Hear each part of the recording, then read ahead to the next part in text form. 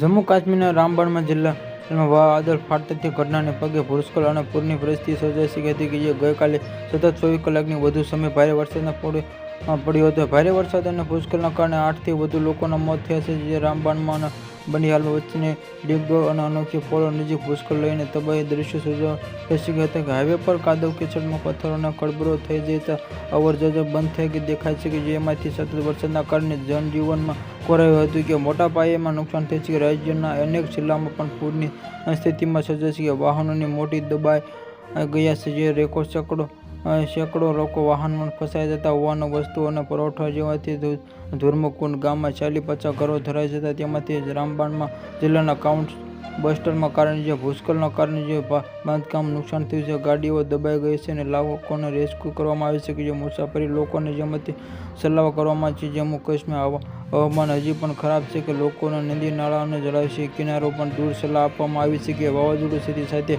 કરા પડવાની પણ શક્યતા છે.